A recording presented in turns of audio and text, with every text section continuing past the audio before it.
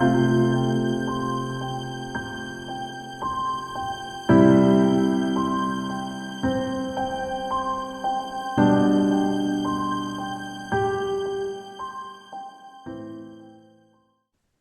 to this presentation, The Subconscious Mind and Chronic Illness. Before I get into the substance of this presentation, let me start out by thanking the Global GHK Foundation and Dr. Varghese and get the necessary disclaimers, etc. out of the way. So, the disclaimer for this presentation: the information presented herein is for educational purposes only and should not be considered a substitute for professional medical advice. Participants are advised to consult their medical doctors for health-related concerns before applying any information disclosed during this presentation. Students are instructed not to use the information presented herein for examination purposes. I'd like to just acknowledge the people who have made a significant contribution to my learning and to this presentation. Obviously, the first is Dr. Hammer.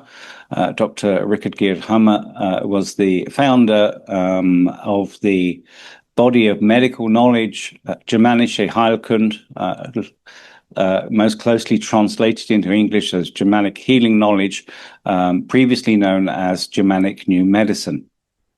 I'd also like to thank Dr. Joseph Murphy. Dr. Joseph Murphy is my teacher in the realm of the subconscious mind. His book was published, The Power of Your Subconscious Mind was published in 1964 and is a well-tested modality on the subconscious mind. So thank you to Dr. Joseph Murphy.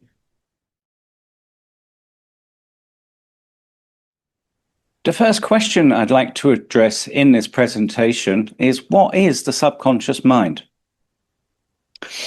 Dr. Hammer described the subconscious mind and he named it the psyche. If we look at our mind, we have one mind, but it has two levels or functions. One that we call the conscious mind, and the second that we call the subconscious mind. There are many complex explanations for the subconscious mind and how it works. I personally prefer to use a simple explanation for the subconscious mind, and that was described by my teacher, Dr. Joseph Murphy, and he describes the mind as like a ship on the ocean. A ship on the ocean is only one ship. But if you look at the ship, it has a captain that operates above deck, and then it has a crew that operate below deck. Dr. Joseph Murphy describes the mind and uses a ship on the ocean as an analogy. Basically, he describes the conscious mind as the captain of the ship and the subconscious mind as the crew below deck that basically operate the engine room and the boiler room and the kitchens and all of the functions that basically make the ship run. Our mind is very similar.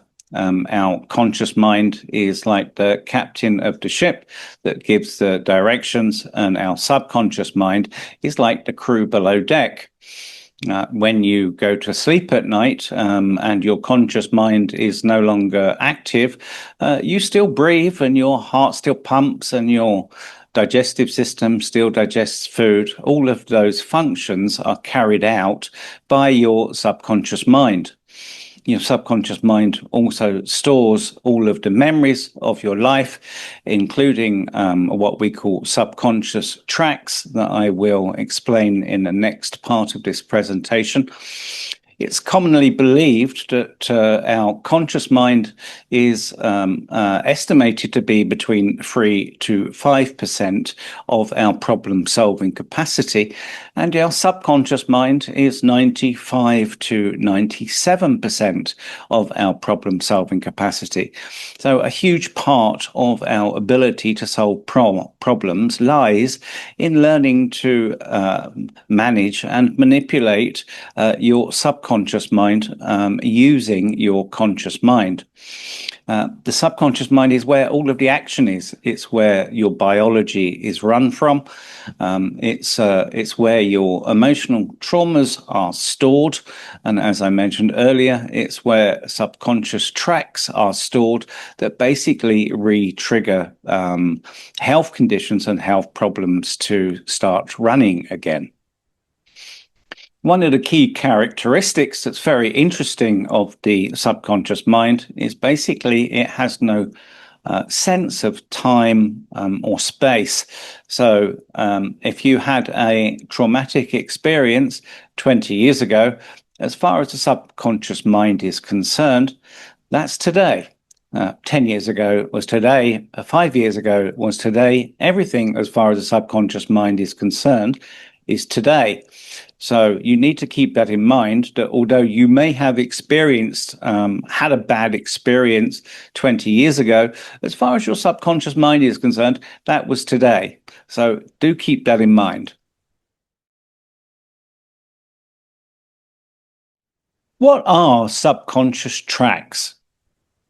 Basically, this is nature's way, or it's a danger warning signal to protect us against situations where we have been in dangerous situations in order to help us from getting in those in the future.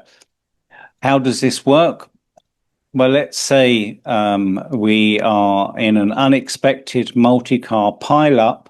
In that situation, let's say we experience a fear of dying in the split second in that pileup. What will happen is a biological program will get triggered if we have a fear of death or a fear of dying. Our subconscious mind will trigger a survival program in our lungs in order to increase our capacity to breathe to stop us from dying. This is commonly known in medicine today as lung cancer. Now, what happens is the subconscious mind will store, almost definitely store your car as a reminder of that conflict. And what happens is in future, every time you get back into your car, your subconscious mind will remember the track of being in your car and nearly dying, and re-trigger the program to add capacity to your lungs to protect you from dying, because your subconscious mind believes that your car is a track or reminder to a danger that nearly took your life. When you get back into your car, the program of adding capacity to your lungs will get triggered to start running again. You will go back into that original conflict that you experienced, the multi-car pileup.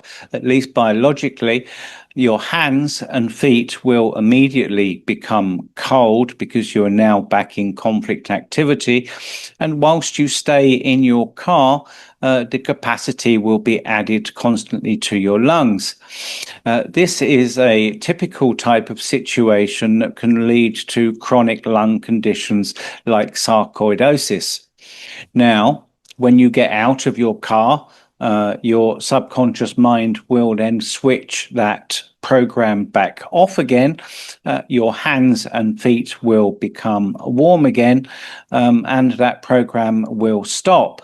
The problem is, if you are not aware of the fact that your subconscious mind has stored that track, and you are not monitoring the fact that your hands and feet go cold every time you get into your car because you've gone back into conflict activity, basically that program will run on, off again for the rest of your life. And ultimately you will end up with chronic lung conditions like sarcoidosis. According to Dr. Hummer, there are two types of tracks. There's a central track and there's a side track. If we use the multi-car pileup as an example, a central track would have been your car. your car almost certainly would have been stored as a subconscious track or a reminder to that multi-car pileup. But there's also something that we call sidetracks. Now, this is basically all of your senses: sight, sound, smell, touch, anything your subconscious mind can store in the split second that you have that pile up, that your subconscious mind believes is relevant to protect you in that experience. So let's take, for example, you were sitting in the car with your best friend when you had the accident, and your subconscious mind now stores your best friend as a sidetrack to that incident. What happens is now, as well as getting into your car, and the car triggering the program of sarcoidosis, or addition of lung capacity, when you get back into your car, the lung condition will also get triggered when you meet your best friend, because your subconscious mind has stored your best friend as a sidetrack in that incident. Similarly, let's say, for example, that you were eating an apple just before the multi-car pileup, and your subconscious mind stores the apple as a sidetrack in that conflict. What happens in future is every time you eat an apple, it's exactly the same outcome. It's the same as getting into your car or meeting your best friend. And basically all of these factors will, number one, trigger the addition of the added capacity in your lungs, but you will also get cold hands and feet. So every time you see your best friend, or you eat an apple, or you get into your car, now you will be triggered back into conflict activity. That program will start to run from the beginning. Capacity will be added to your lungs after you stop eating the apple, or seeing your best friend. Your hands and feet will become warm again. You will likely start coughing, because your lungs will then go into the repair phase of removing the capacity. It's just added to your lungs. And this is how you end up with chronic health conditions like sarcoidosis. Subconscious tracks is where, in my experience, the real problem with chronic health issues, it's the real cause of many chronic health issues. After you have been in a multi-car pileup, once you get out of that pileup, and presumably you don't die, in effect you have resolved that conflict in real life. You get away from the pileup, and essentially the problem is resolved. The issue that we have here is that the subconscious reminders or tracks that your subconscious mind has stored basically continuously re-trigger whatever you experience during the moment of that unexpected traumatic event. They will continuously, the subconscious tracks continually re-trigger the problem to start again. So every time in future that you get back into your car, or you see your best friend, or you eat an apple, or whatever else your subconscious mind has stored in that situation, will continually re-trigger that problem to start again, which is how we end up with chronic health issues. Now, when you resolve that conflict in real life, it does not dissolve the tracks that your subconscious mind has stored. In order to dissolve those tracks in your subconscious mind, you have to basically do two things. You have to convince your subconscious mind that that problem is now resolved. And secondly, and most importantly, you have to convince your subconscious mind that that problem can never happen again. Now, that can be for a number of reasons. For example, when I had the traumatic event, I don't know, maybe I was a child when I had my initial traumatic event, and I was young and weak. and now I'm an adult, and I'm now big and strong, and therefore that problem is dissolved and can never happen again. It might be an issue that somebody took advantage of you, and that they're no longer in your life, that you've got divorced, or you've moved away, or that person is now old and weak and you are now big and strong. But basically, until you go through a process of convincing your subconscious mind that the problem is both resolved and cannot happen again, that track will continue to trigger your chronic health problems.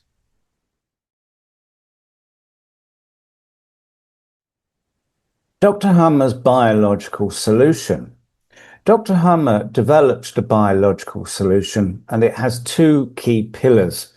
Basically, the first pillar is to resolve your conflict in real life, or change your view of it if a practical resolution to the problem is not possible. And the second pillar to Dr. Hummer's biological solution was to avoid the tracks. Dr. Hummer carried out an experiment with one of his boxer dogs in order to demonstrate and to prove that nature's design is for us to avoid the tracks. Okay. He always kept boxer dogs, and one day his two boxer dogs were sitting in his car waiting for him to come with the window half down. The male boxer dog jumped out of the half opened window to chase another dog down the street. And as soon as the male dog jumped out, the female dog also jumped out to try and follow the male, but ended up getting stuck when she tried jumping out of the window. And basically she fell from the car window, and she broke her pelvis. Now, after her pelvis had healed, Dr. Hummer tried getting the boxer dog, the female dog, back into his car, and she refused to get in the car. He went as far as cooking a nice German sausage and putting a cooked sausage on the seat with the door open. But the female boxer dog, who had fallen from the window, basically refused to get back in the car. So nature's design is for us to avoid the tracks. What the female boxer not only refused to get back into the car to get the sausage, but she refused to get back into the car ever. This is nature's design. When we have had a traumatic experience in a certain environment, nature basically guides us to stop us from doing it again. And that's what happened with his boxer dog. The problem that we have as a human race is the fact that we do not live biologically, and we do not live according to nature's design.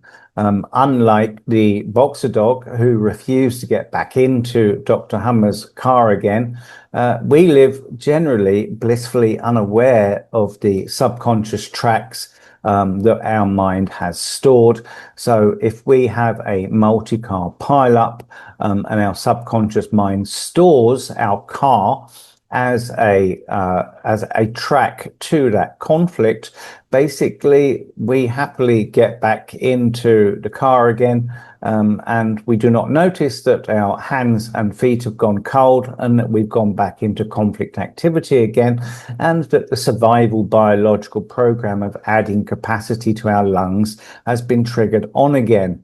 So Dr. Hummer was absolutely right that avoiding tracks is nature's design, and he proved that quite well by his boxer dog refusing to get back into the car again.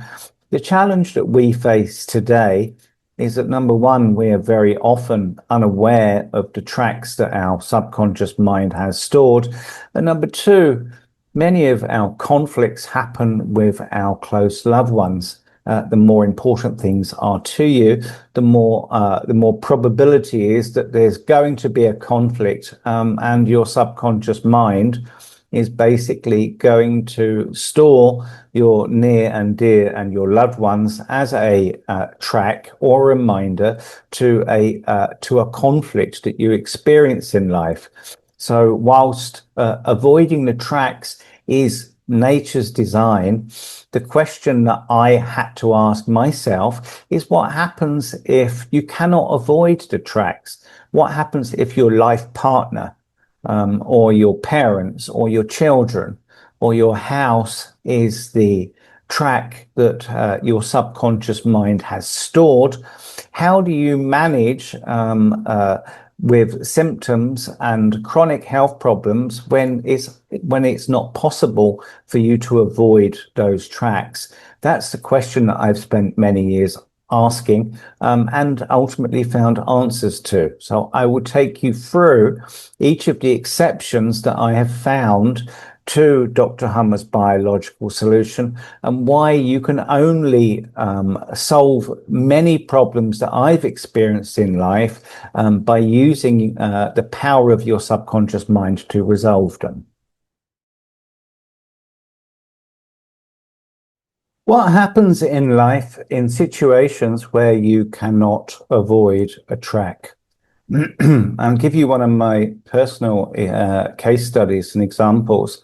It's the easiest way I find to learn from. During the period from about 2021 to 2023, I had a very challenging health issue that I had to address, where I had rheumatoid arthritis in my left arm.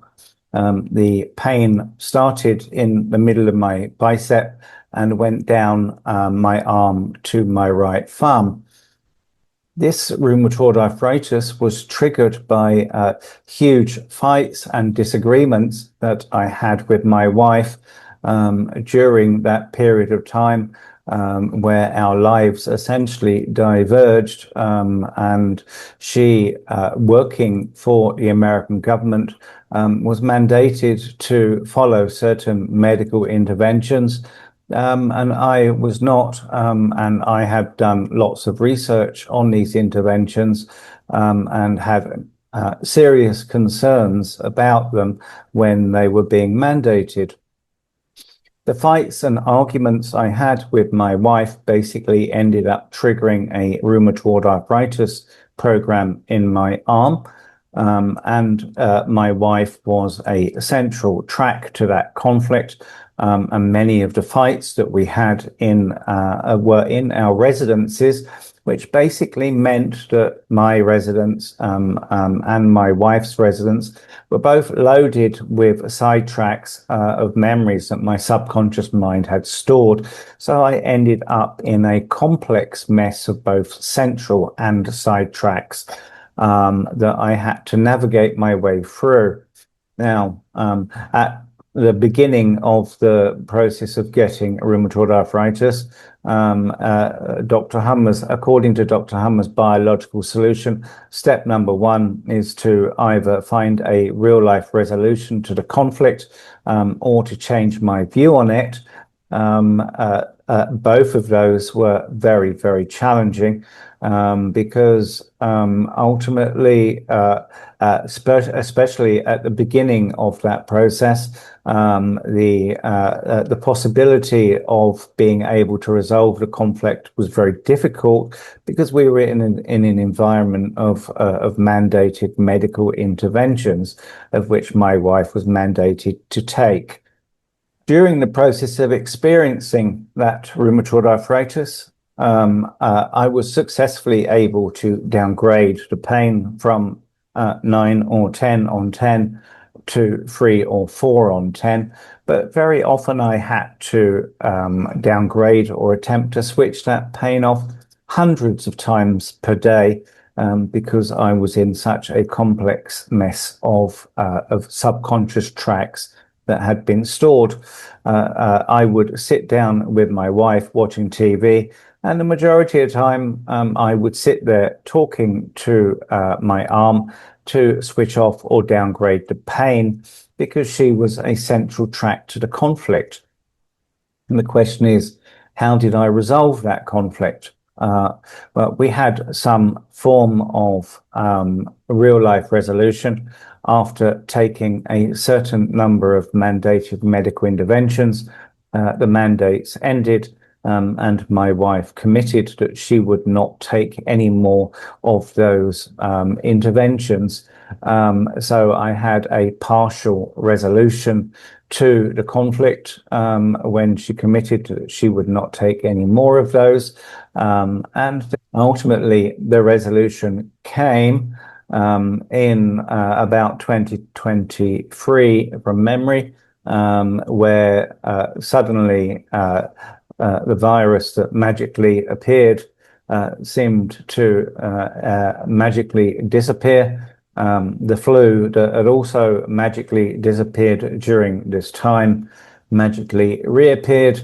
The Ukraine war started, and the media lost its interest in the pandemic and shifted their attention to a new shiny object.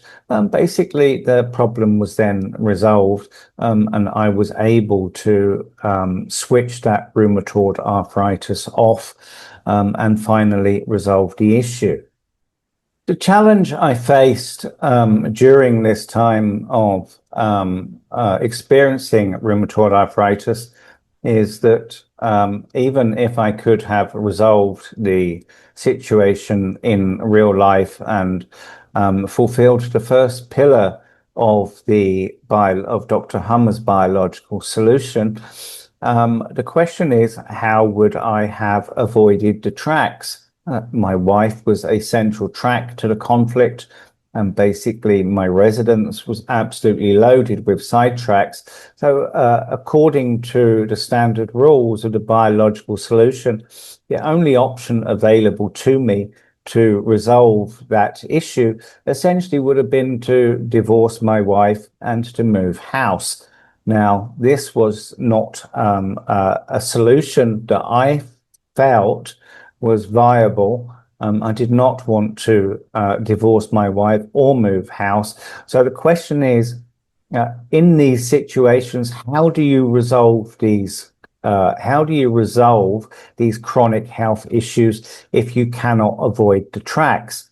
This is one of the many situations I have been in where I have been unable to avoid the tracks, which has forced me down the path of learning to use my subconscious mind in order to be able to dissolve and switch off those tracks, so that I am now thankfully free of rheumatoid arthritis.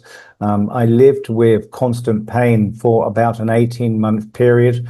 And if I had not have learned to use my subconscious mind to dissolve those tracks, then I would have essentially spent the rest of my life with that pain, of which would not have been a good outcome. The subconscious mind buries trauma.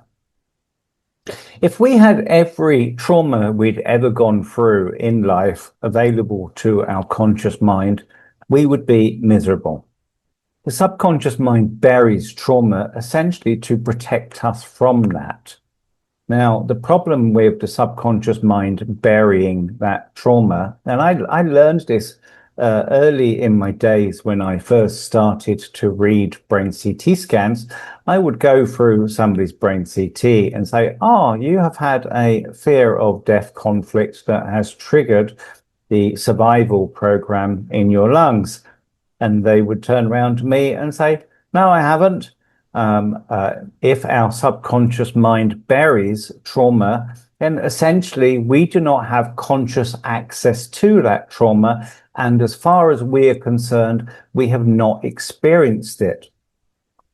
I went through a personal example of this, and this was actually the first conscious, spontaneous healing experience I went through.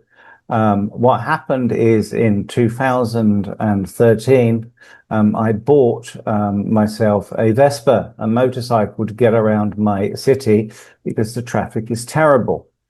every time I got on the Vespa and I drove the bike, when I came across two lines in the road, two pieces of cement or tarmac that joined together, I started experiencing severe anxiety attacks. My mouth went dry, my heart started racing, my hands became sweaty, and I had no idea what was causing that problem. Uh, I experienced those anxiety attacks for about an 8 or 9 month period.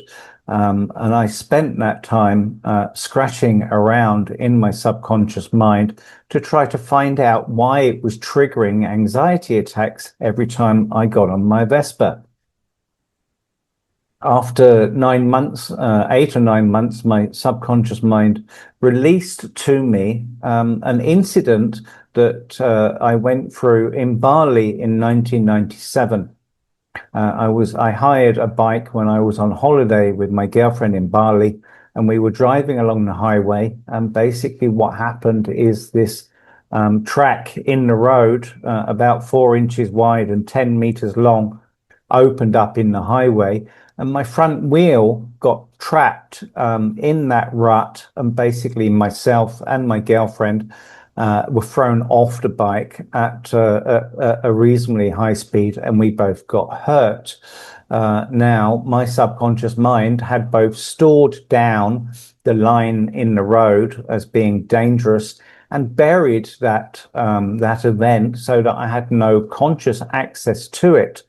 So every time I got on my bike in Bombay, it would re-trigger that danger warning signal that the line in the road is dangerous.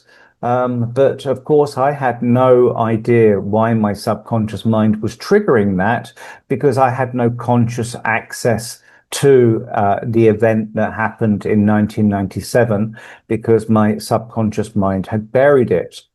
Now, what I have essentially learned along the way is that the event that triggers a problem is the on switch for certain changes in our biology. So in this case, for me, it was basically anxiety attacks created around lines in the road, but it's also the magic off switch. In order to be able to resolve those anxiety attacks, I needed to have access to that event, but my subconscious mind had buried it, and I had no conscious access to it.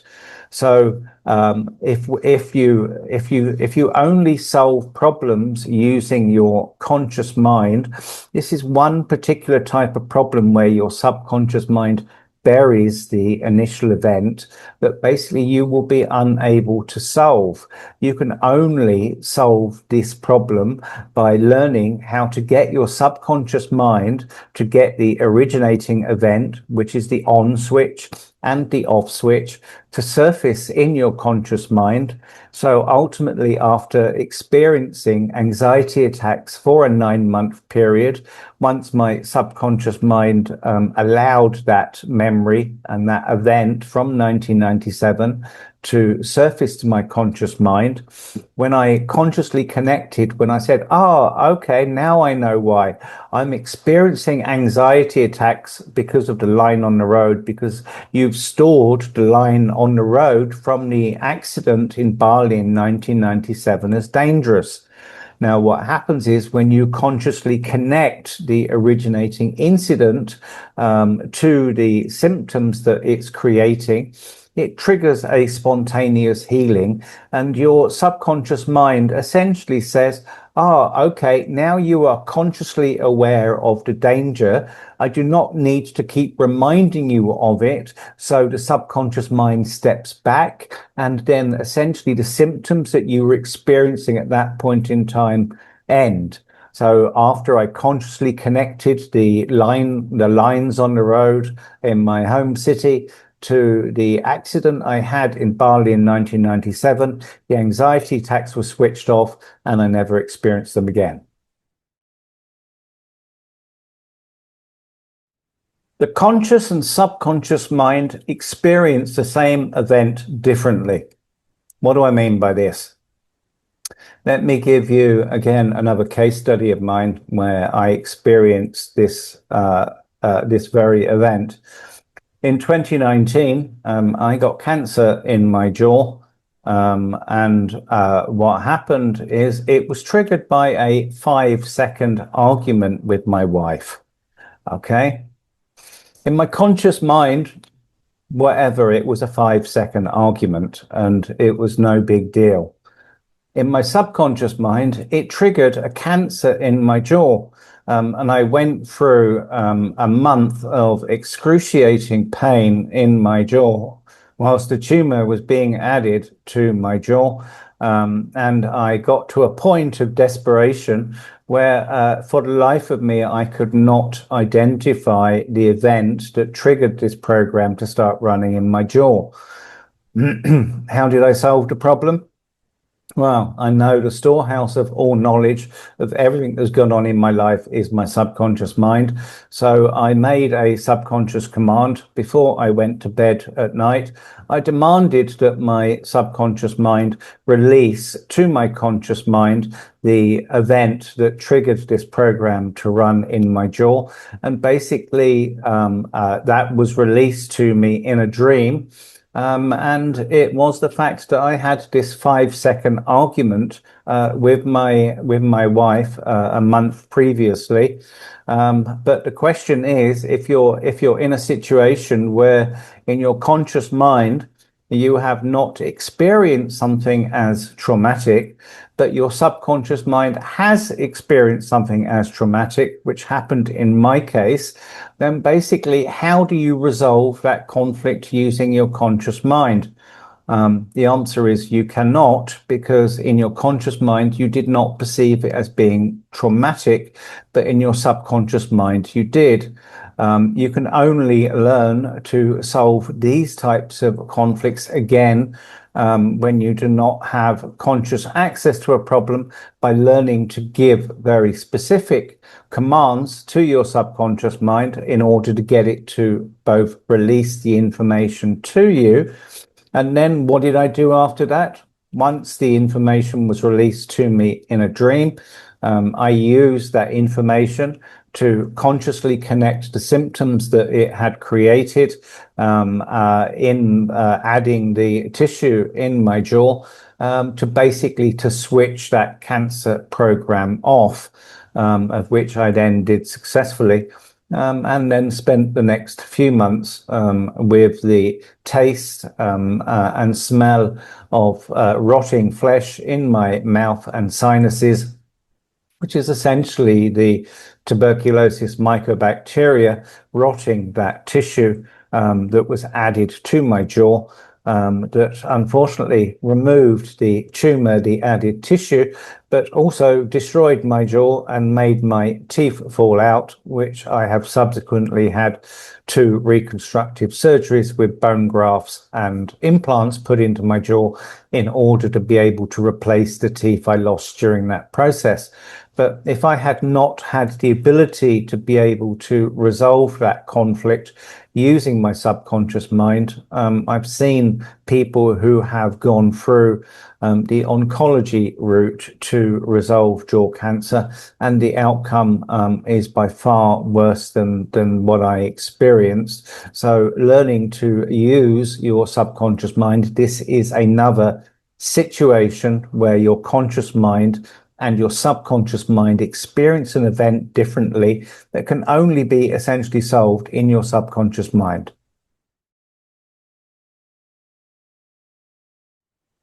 The subconscious mind is doing what you instructed it to do. Okay, this is cryptic. What do I mean by this one? Let me explain. At the end of 2023, my mum very sadly passed away, most likely, I believe, from the mandated medical interventions. Now, when my mum passed away, my parents had been married for over 56 years, and basically they were like conjoined twins. They did everything and went everywhere together and had for most of their lives.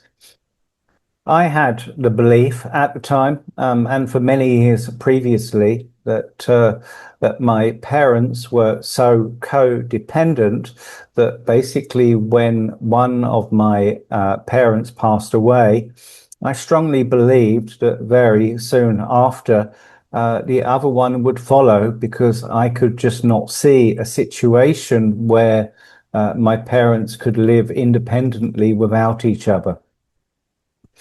After my mum passed away at the end of in December of 2023, I went through a period of about 3.5 months where I was in deep depression, and I could not work out why I was unable to pull myself out of it.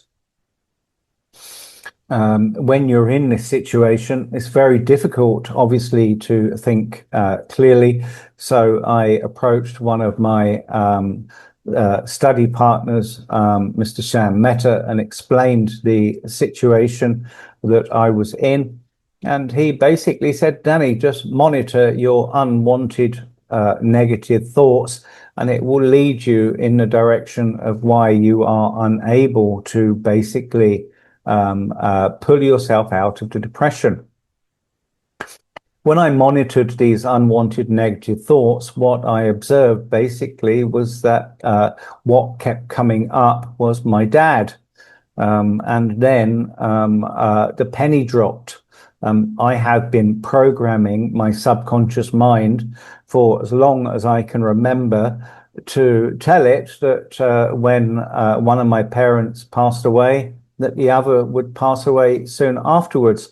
So my deep depression was being caused not by the fact that my mum had recently passed away, but that my subconscious mind was essentially mourning the loss of my father before he had died, because that's what I told it would happen, and that's what it was basically doing.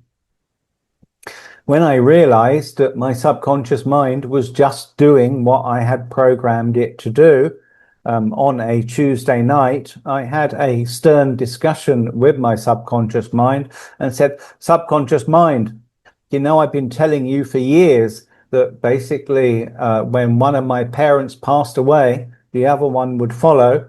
Well, I was wrong. My mum has passed away, but my dad is still here and he is still fit and fine. So I don't know how long he will be here for a week, a day, a month, a year, or 10 years, but I want to enjoy the time I have left with him.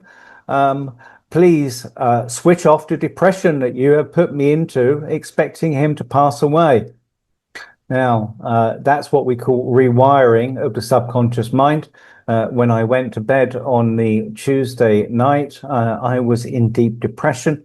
And when I woke up on the Wednesday morning, I was essentially in a state of euphoria. I felt like I had been born again, and it was by far the most extraordinary, spontaneous, cathartic healing experience that I've gone through to date. But the problem essentially was caused by me. My subconscious mind was only doing what I told it to do. And when I realized and the penny dropped that it was only doing what it was told, then being the captain of the ship, I just told it to do something different. And essentially I was able to switch off that depression, which was quite an extraordinary experience. You can learn to do the same. What are the takeaways from this presentation? Dr. Hummer was absolutely correct that nature's design is for us to avoid subconscious tracks, and animals in nature do it instinctively. Problem with human beings is that we do not live biologically. Most people have little or no awareness of the subconscious tracks that the subconscious mind has stored, and the fact that these tracks are constantly re-triggering disease programs that we know which is how we end up with chronic illness. Very few people have the awareness that when they get triggered back into conflict activity, that their hands and feet go cold.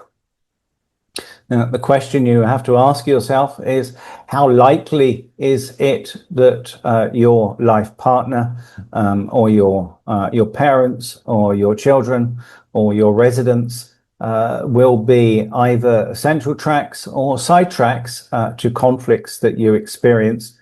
In my life, I think pretty much every conflict that I have gone through has been either triggered by a relationship with my near and dear, my wife or my parents, and I've explained some of those conflicts in the video training that I prepared today. The subconscious mind is 95 to 97% of our problem-solving capacity. It's the crew below deck. It's where all the action happens. It's where the biological programs or disease programs are run from. It's where the trauma is buried. It's where the subconscious tracks and reminders are buried. It's essentially where all of the action is at. And learning to become the captain of your ship and to actively manage and manipulate the subconscious mind is a game changer in my experience. Many problems I've experienced can only be solved in the subconscious mind. If you are unable to avoid the subconscious tracks, which in my experience has happened very often, or your subconscious mind has buried the originating conflict, which happened in my case of the accident in 1997, or your conscious and subconscious mind experiences a conflict differently, which happened to me in my jaw cancer case. Well, basically your subconscious mind is just doing what you told it to do, which led me to a deep depression after my mum passed away. The solution to all of these problems can only be found in your subconscious mind. To end this training presentation on a high note, the positive side is if you do learn to manage and manipulate the biological programs and the subconscious tracks that run in your subconscious mind, it can give extraordinary results. I have explained in this presentation how I switched off the anxiety attacks that I experienced in 2014, and this was indeed my first experience of a spontaneous cathartic healing, when I went from unexplained anxiety attacks for an 8 or 9 month period, and all of a sudden I was able to switch those anxiety attacks off. I explained in my case studies how I experienced rheumatoid arthritis for 18 months, or cancer in my jaw for a month, and depression that I experienced after my mum passed away for 3.5 months. In all of these situations, I was able to manage and manipulate my subconscious mind in order to successfully resolve those issues. And if I was unable to manage and manipulate my subconscious mind, I don't know how I would ever have been able to resolve those issues with my conscious mind. So these are some of the case studies, and I have many more that has led me down the path of learning to use my subconscious mind to resolve health issues and chronic health issues. And in my experience, when you do that, it is an absolute game changer. If you would like to learn more about how to use your subconscious mind to resolve chronic health issues, I have put together a free mini course on the BioSwitch that you can take that will get you started on your learning journey about how to use your subconscious mind to resolve chronic health issues. The details are here for you to use if you would like to take that training course.